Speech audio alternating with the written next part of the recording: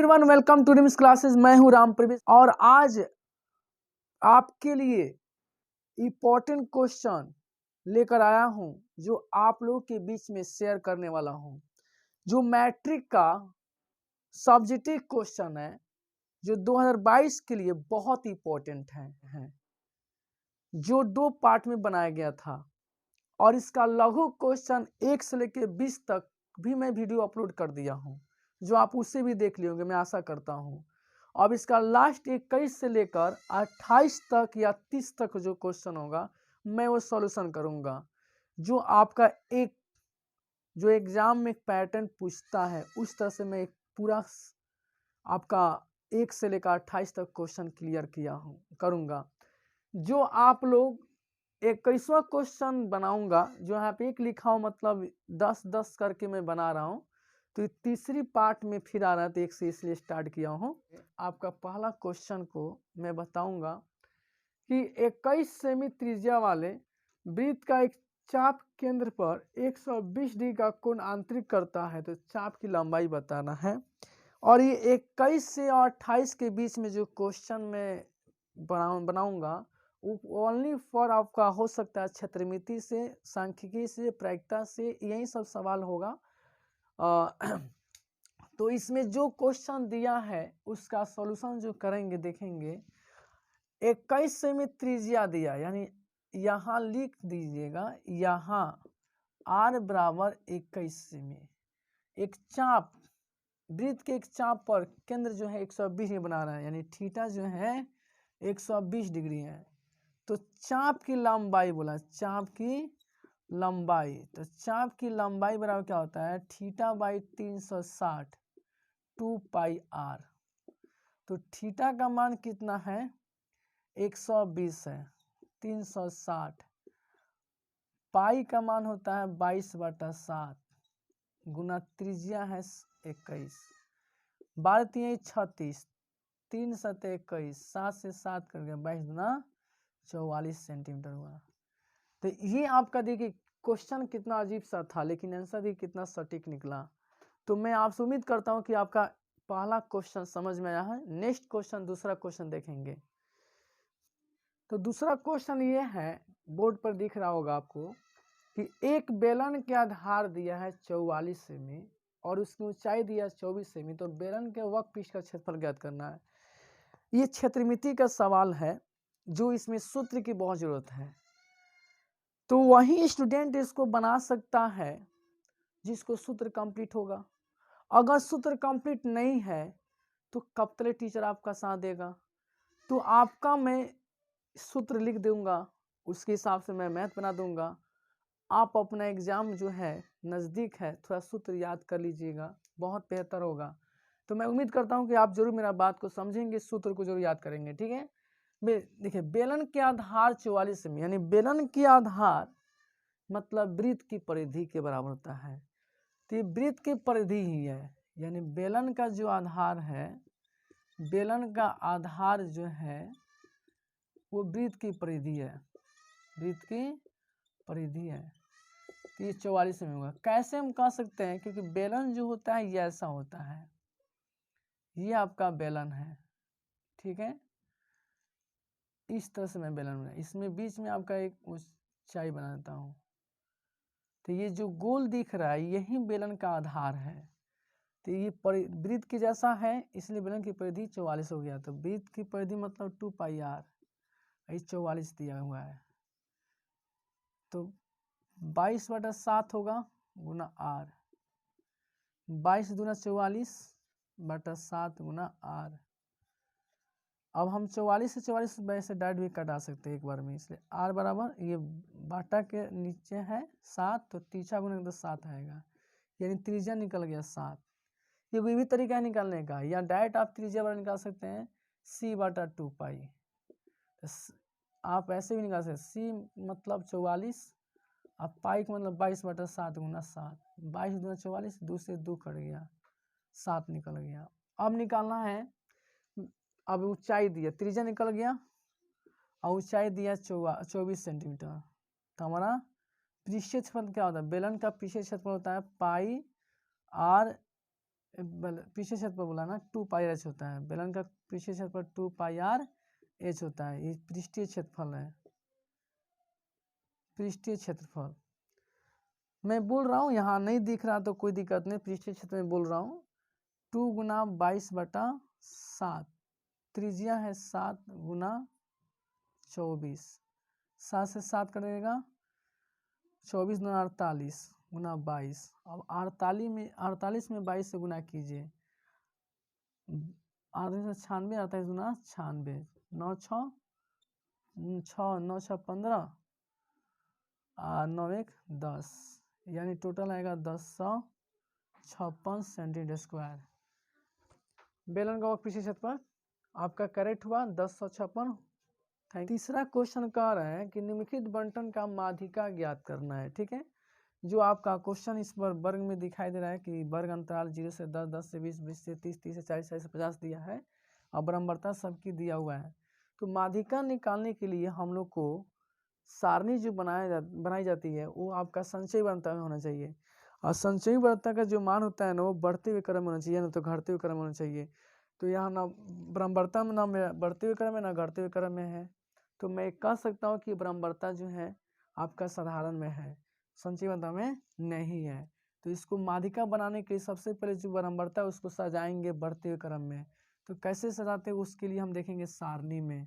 इस सारणी में देखेंगे कैसे बढ़ते हुए क्रम में संचयी बराबरता को हम लोग सजाते हैं। ठीक है, तो हम इसके लिए 3 बॉक्स की सारणियाँ बनाऊंगा, जिसमें वर्ग अंतर को CI कहते हैं, बराबरता को F कहा जाता है और संचयी मतलब CF कहा जाता है। तो CI का मतलब होता है 0, और उसमें ई मान सब पुट करेंगे। 0 से 10 होगा, 10 से 20 होगा, 20 से 30 होगा, 30 से 40 होगा, 40 से 50, मात्र यही तक दिया है।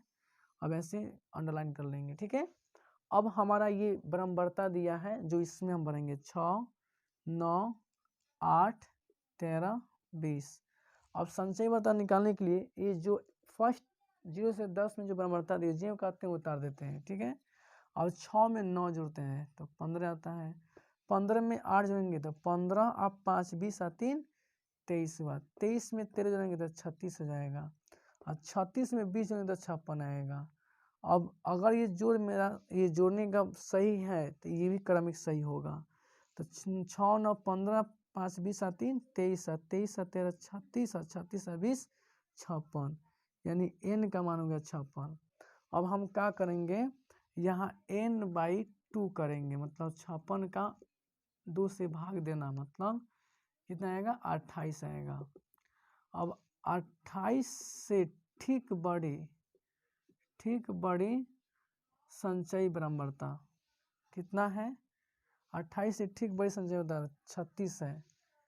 क्या होगा 36 है, 28 से ठीक बड़ी संचयी बराबरता क्या होगा 36 होगा।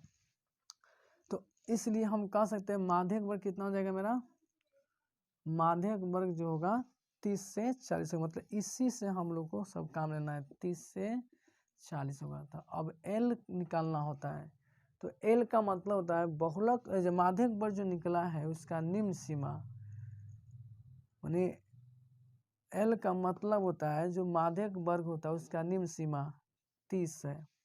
ठीक, और अब हमको निकालना F, तो जो माध्यक वर्ग 30 से 40 निकला उसकी हम लोग बराबरता बताएंगे। तो बराबरता 30 से 40 की कितना है 13 है, और एगो C होता है जिसको माध्यक वर्ग जो निकला है उसमें संचयी बराबरता है जो उसे ठीक पहले वाला, तो माध्यक वर्ग के संचयी बराबरता के ठीक पहले कौन है 23 है। ठीक है, अब एगो आता है H जिसको हम कहते हैं वर्ग माप माने अंतराल, इसमें अंतराल कितना चल रहा है 0 से 10, 10 से 20, 20 से सब में 10 का अंतराल दिखाई दे रहा है, H हुआ 10।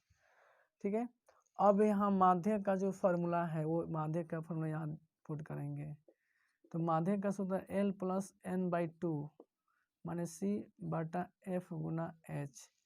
तो L का मान दिया है 30, n/2 का n/2 यहाँ निकाला गया है कितना 28, C मतलब 23 और बाटा F 13 गुना 10।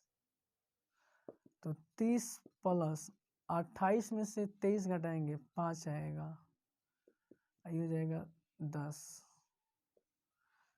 तो 30 प्लस 50, 10 5 के 50, अभी कटाऊंगा, 3 या 39, एक 11 आएगा, 11 पर एक जीरो रहेगा तो 110 होगा, 13 91 हो जाएगा, 13 104 हो जाएगा, यानी 3.8 आएगा, ये 33.8 और एक आएगा लगभग इस टाइम, लगभग में आंसर इसको बोल सकते हैं, लगभग। ठीक है ना। हम एक बार 50 में हम 13 से भाग करके देखने कर रहे हैं, 13 कम, 13 39, 11 आएगा जीरो, 13 104, 6 जीरो, 13 चौका 52, देखिए 4 आया लगभग। तो इस तरह से आप रफिंग कर सकते थे। तो ये आपका करेक्ट आंसर हुआ। आप लोग को ये माध्यिका बनाया गया, आप लोग की माध्यिका बनाया गया, माने आप लोग के लिए एक माध्यिका बनाया गया का। ऐसा ही क्वेश्चन बहुलक भी पूछ सकता है, माध्य पूछ सकता है। तो ये मेन सूत्र है, ये सूत्र को आप लोग को याद रखना होगा। अगर यदि याद है तो समझ आएगा। उसके बाद में एल का मतलब होता है माध्यक वर्ग की निम्न सीमा, एफ का मतलब होता है जो बहुलक वर्ग, जो माध्यक वर्ग निकला है उसकी बराबरता, और सी का मतलब होता है जो माध्यक वर्ग है उसका संचय वर्ग ठीक पहले की बराबरता होती है, और एच मतलब वर्ग माप होता है। मैं बोल दिया हूँ, आप इसे याद करना होगा। तो इसको बार बार, इसको 2 बार 3 बार करके देखेंगे तो शायद सूत्र याद हो जाएगा। और सूत्र ये है माध्यक बराबर L + n/2 - c बटा F गुना H होता है। तो मैं इतना कहते हुए इस क्वेश्चन को क्लोज करता हूँ। चौथा क्वेश्चन में अगले चलता रुक। तो चौथा क्वेश्चन कह रहा है कि एक अर्धगोला का आयतन 18 पाई सेंटीमीटर क्यूब है, तो इसका त्रिज्या बताना है। तो इसके त्रिज्या पूछा है ना, तो इसके लिए मान सकते हैं, माना कि अर्धगोले की त्रिज्या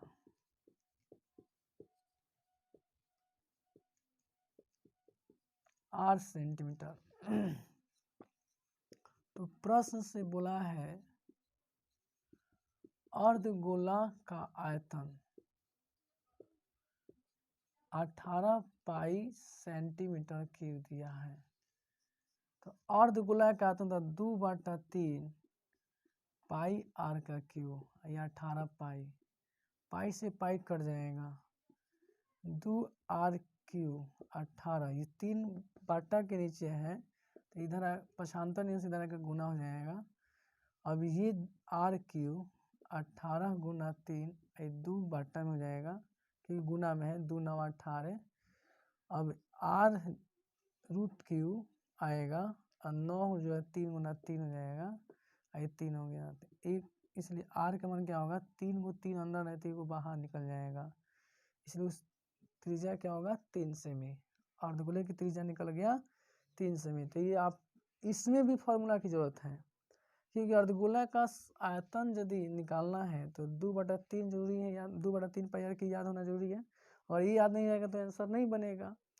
तो बहुत जरूरी है। आप लोग से एक बात ही बोल दिया हूँ कि अगर आप लोग को मैट्रिक में एक बेहतर नंबर उठाना है, बेहतर नंबर लाना है, तो कम से कम नहीं कुछ कर सकते हैं तो कुछ सूत्र याद कर लीजिए।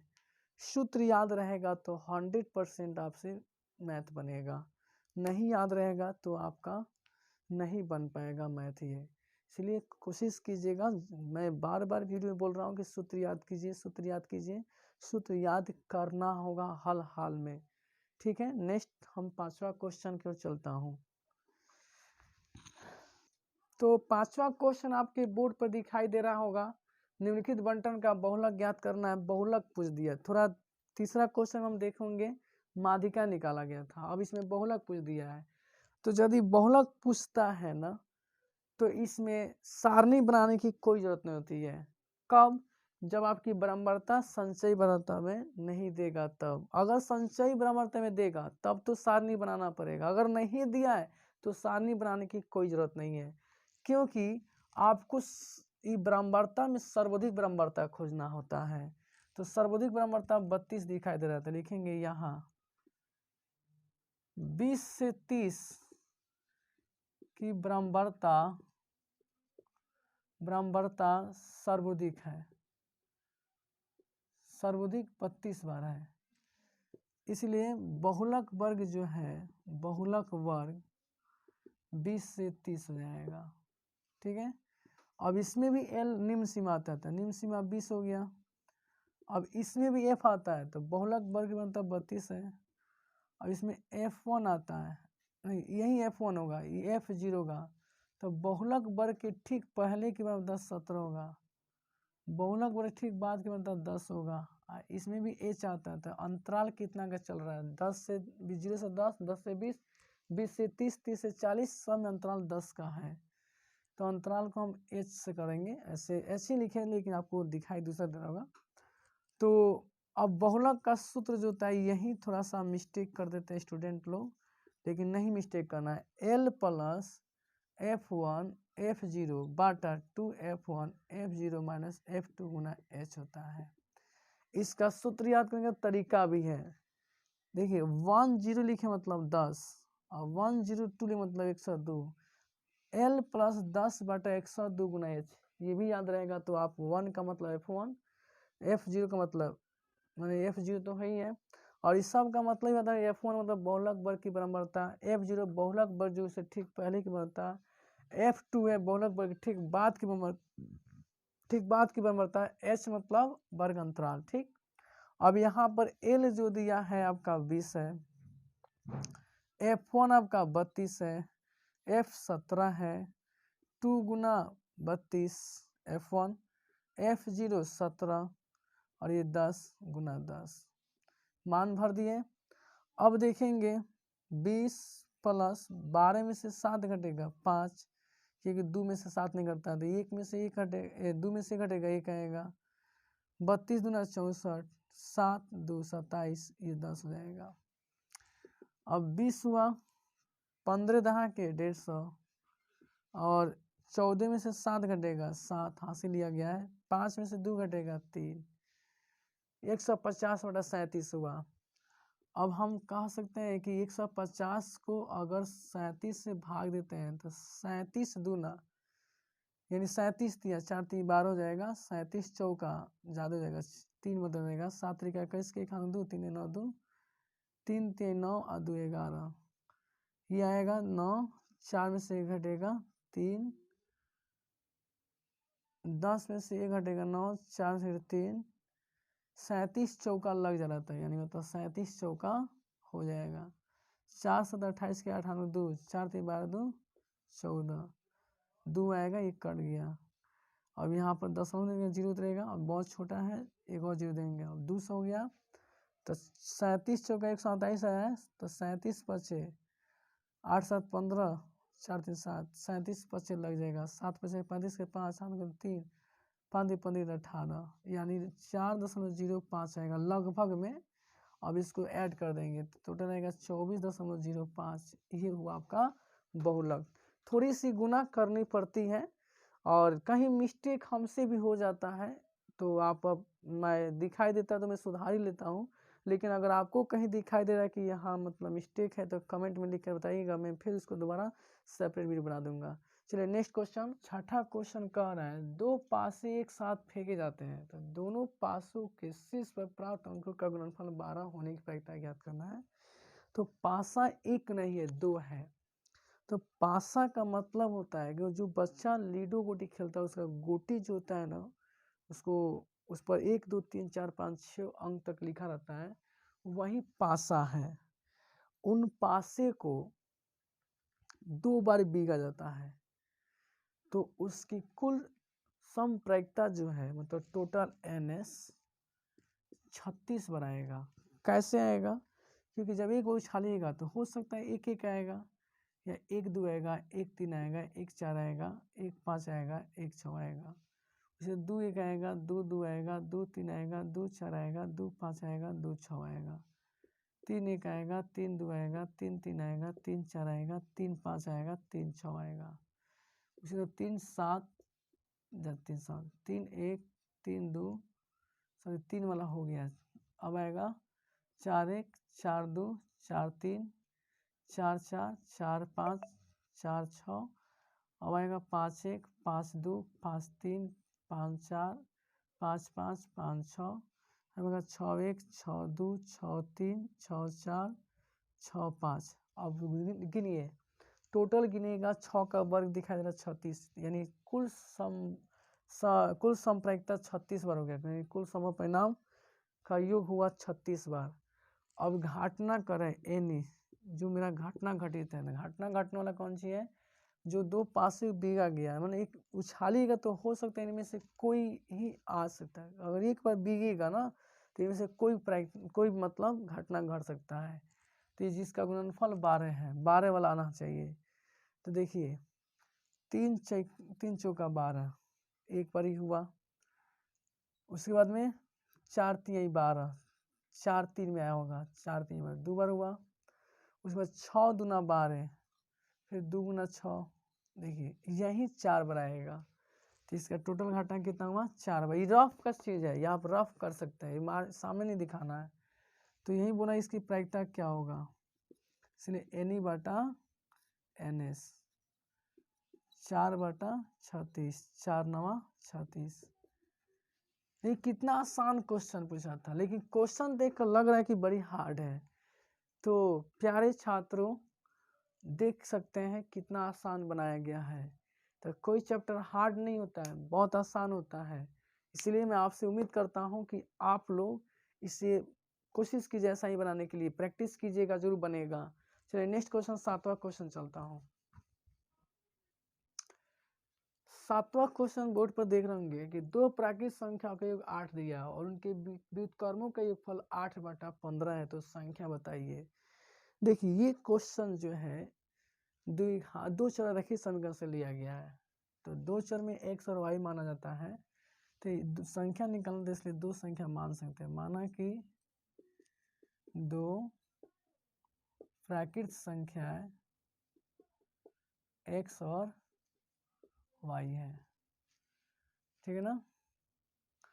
तो अब इन दोनों का योग कितना बोला है 8 है, इक्वेशन 1 रहेगा। फिर पुनः इन दोनों का व्युत्क्रम का योग 1 बटा एक्स प्लस 1 बटा वाई बराबर 8 बटा 15 है। तो इसका बाटा का जोड़ बनाऊंगा एक्स इंटू वाई, तो इसमें भाग देंगे तो वाई बचेगा, इसमें भाग देंगे तो एक्स बचेगा। अब हम देख रहे हैं एक्स प्लस वाई या वाई प्लस एक्स का मान कितना दिया 8 दिया है,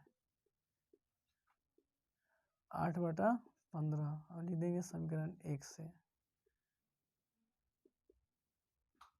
समीकरण 1 में दिया एक्स प्लस वाई का मान। अब क्या करेंगे, ये 8 से 8 कट जाएगा ऊपर से ऊपर है, इसलिए एक्स वाई बराबर हो जाएगा 15। ये समीकरण हुआ 2, ठीक। अब हम निकालेंगे x माइनस वाई का मान, x माइनस वाई, तो ये रूट अंडर होता है x प्लस वाई का whole square minus 4x into Y, ठीक। अब इधर देखेंगे x प्लस वाई का मान कितना दिया 8 दिया है, 8 के स्क्वायर माइनस 4 गुना x इंटू वाई का मान 15 निकला हुआ है, तो 8 का वर्ग 64, 15 चौका 60, रूट 4। देखिए आपका 8वां क्वेश्चन बहुत हल्का क्वेश्चन है, इसमें ज़्यादा टेंशन नहीं लेना है। केंद्रीय प्रवृत्ति के मापों के दो नाम लिखना है। फिर भी अजीब सा क्वेश्चन है, बहुत हल्का लेकिन अजीब सा क्वेश्चन है। आप मैथ पढ़ते हैं, जरा आप ही दिमाग लगाइए कि केंद्रीय प्रवृत्ति की माप किस चैप्टर में पढ़ना होता है और किसको कहा जाता है। तो सांख्यिकी चैप्टर जब हम पढ़ेंगे तो उसमें माध्य माध्यिका बहुलक निकल आता है। तो यही तीनों माध्य माध्यिका बहुलक जो होता है केंद्रीय प्रवृत्ति के माप को दर्शाता है। तो इसका आंसर होगा माध्य माध्यिका एवं बहुलक, ये तीनों होगा लेकिन दो ही लिखना है, तो कोई एक दो लिख लीजिएगा। तो इस तरह से इसका आंसर राइट हो गया, ठीक है। 9वां क्वेश्चन देख रहे होंगे, आपको बोर्ड पर दिखाई दे रहा होगा। सिद्ध करें कि root under 1 minus cos A बटा 1 प्लस कॉस ए बराबर कॉस ए के माइनस कॉट ए, ये प्रूव करना है। तो मैं एक बात बताऊंगा कि एक त्रिकोणमिति चैप्टर का है 8.4 में पढ़ाया जाता है, वहाँ से क्वेश्चन लिया गया है। तो मैं आप लोग से एक रिक्वेस्ट करता हूँ कि एग्जाम में त्रिकोणमिति चैप्टर से लगभग हम देख रहा हूँ 20 या 25 के बीच में आपका टोटल अंक आ रहा है, 20 या 25 के बीच के अंक आ रहा है, यानी 20 और 25 तक क्वेश्चन, या 15, मैंने 15 तो नहीं ज़्यादा आता, लेकिन 20-25 अंक का क्वेश्चन पूछता है, जो मैं लघु में 6 क्वेश्चन लगभग बनाया हूँ। आपका ऑब्जेक्टिव क्वेश्चन में 12-13 क्वेश्चन पूछता है, जो अगर आपको 12-13 क्वेश्चन अगर आसानी से डील कर दिए तो वहाँ 12 नंबर है, 12 नंबर यहाँ जाएगा, और हो सकता है कहीं दीर्घों में मिल सकता है आपको। तो ये चैप्टर जो है त्रिकोणमिति चैप्टर, परिपूर्ण रूप से अगर विद्यार्थी को इसका ज्ञान होगा ना, तो अच्छा खासा त्रिकोणमिति का नंबर उठा सकते हैं, ठीक है ना। तो मैं प्रयास करता हूँ कि हर बच्चे के त्रिकोणमिति बस की बात नहीं होती है, लेकिन हर बच्चे चाहे तो हो सकता आसान, तो वही आसान बनाने के लिए मैं आपको ये बना रहा हूँ, ठीक है।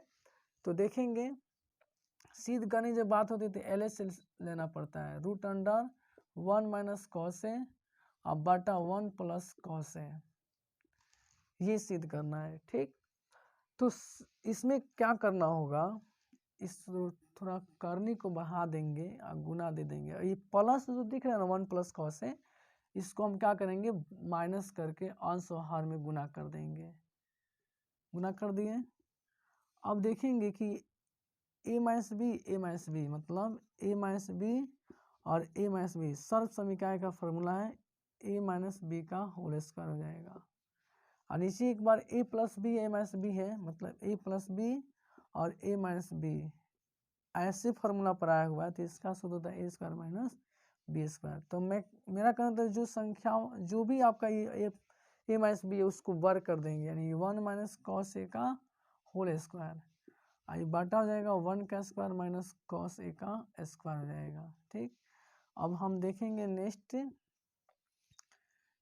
a - b का होल स्क्वायर वैसा ही रहेगा, और नीचे जो है एक कमरे होता है cos A स्क्वायर ही होता है, तो 1 - cos A का स्क्वायर होगा, आई हो जाएगा sin स्क्वायर। अब दोनों का क्या करेंगे स्क्वायर कॉमन कर लेंगे, तो 1 - cos A बटा sin A, अब स्क्वायर से करनी हट जाएगा, 1 बटा sin A minus cos A बटा, एक मिनट है इसे समझ नहीं आएगा, यहाँ पर आइए। अब क्या करेंगे 1 - cos A बटा sin A बचा। अब इसको हम अलग भी कर सकते हैं, 1 - sin A और cos A बटा sin A, तो 1 बटा sin A मतलब cos A क्या होता है, cos बटा sin A मतलब cot होता है, cot A, यानी RHS प्रूव हो गया लेफ्ट हैंड साइड, ये आ गया। इस तरह से आपका 9वां क्वेश्चन क्लियर हुआ। नेक्स्ट क्वेश्चन 10वां क्वेश्चन के चलते हैं। देखिए आपका 10वां क्वेश्चन बोर्ड पे दिखाई देगा, सिद्ध करें कि 1 + sec थीटा बटा sec थीटा बराबर sin स्क्वायर थीटा बटा 1 - cos थीटा। इतना बड़ा इतना लाना है। देखिए इसके पहले भी बताया, ये भी बताया हूँ। देखिए ये क्वेश्चन आपका दीर्घ का है, क्योंकि मैं 9 क्वेश्चन बताया था लघु का था, क्योंकि 9 ही क्वेश्चन बाकी था। तो ये बाकी जो है 10वां एक दीर्घ का लिया हूँ, जो देखिए कितना आसान है दीर्घ के लिए। तो अगर मैं कहता हूँ कि अगर बच्चे को वाकई में त्रिकोणमिति अगर स्ट्रांग है ना, तो बहुत अच्छा खासा नंबर ले सकता है। तो देखिए ये दीर्घ क्वेश्चन 5 नंबर का क्वेश्चन है ये, तो आप 5 नंबर क्वेश्चन को देखिए कितना सटीक में बना रहा हूँ। 1 + sec थीटा बटा sec थीटा, तो देखिए sec का उल्टा कर लीजिए cos थीटा होता है, इसका भी उल्टा कीजिएगा तो क्या होगा 1 बटा cos थीटा। तो इस बटा का जो बनाइए तो cos थीटा + 1 बटा cos थीटा, फिर 1 बटा cos थीटा, बटा के बटा इससे ये कट जाएगा, 1 + cos थीटा बचेगा, इसके नीचे एक ले लीजिए। अब अंश और हर, ये अंश ही नीचे वाला हर है, आप भी प्लस देखें तो माइनस से गुना कर दीजिए, ठीक है। अब देखिए ए प्लस बी माइनस बी है। मैं थोड़ा इससे पहले नंबर क्वेश्चन बताया था कि ए प्लस बी माइनस बी मतलब ए स्क्वायर माइनस बी स्क्वायर हो जाएगा, मतलब ए का स्क्वायर माइनस बी का स्क्वायर। अगर 1 से गुना कीजिए तो जैव का ते ही उतरेगा, तो क्या होगा 1 का वर्ग 1 ही होता है, एक कॉस स्क्वायर थीटा हो जाएगा बटा 1 माइनस कॉस थीटा। ये 1 माइनस कॉस क्या होता है साइन स्क्वायर होता है, साइन स्क्वायर थीटा बटा 1 minus cos theta. RHS proved हो गया, RHS में यहाँ पर आया हुआ है। देखिए कितना हार्ड है, बच्चे को लग रहा है कि हार्ड है, नहीं हार्ड नहीं है, ये बहुत आसान है। इससे भी एक और आसान तरीका है जो आप देखेंगे, वो आसान तरीका, ठीक है। वो तरीका है LHS बराबर 1 प्लस सेक थीटा बटा सेक थीटा। अब ये क्या होगा 1 बटा ये सेक का उल्टा करेंगे कॉस थीटा आ जाएगा, फिर इसका उल्टा करेंगे तो कॉस थीटा आ जाएगा, ठीक है। अब कॉस को इसमें जोड़ बटा जोड़ बनाएंगे तो कॉस थीटा प्लस 1 बटा कॉस थीटा होगा, इस सब का बटा 1 बटा कॉस थीटा हो जाएगा।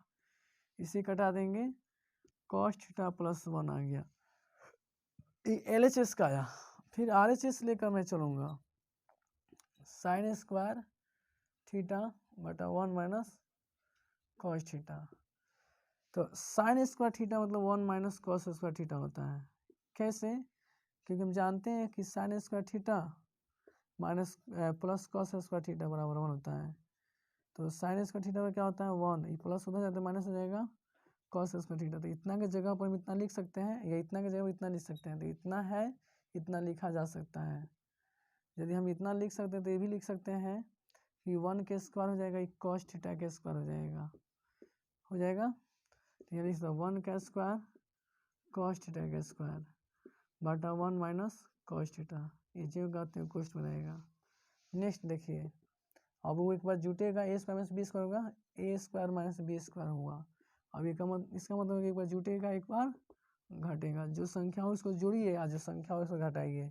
तो यहाँ तो संख्या नहीं है, ये आपका 1 माइनस कॉस थीटा है, तो 1 माइनस कॉस थीटा लिखना होगा, 1 प्लस कॉस थीटा बटा 1 माइनस कॉस थीटा। इसे कटा दीजिए तो क्या आएगा कॉस थीटा प्लस 1, प्लस में प्लस 1 उधर रखिए या इधर रखिए कोई बात नहीं है। तो LHS भी उतना ही आया, RHS उतना ही आया हुआ, इसलिए हम कह सकते हैं LHS बराबर RHS प्रूव्ड, ठीक है।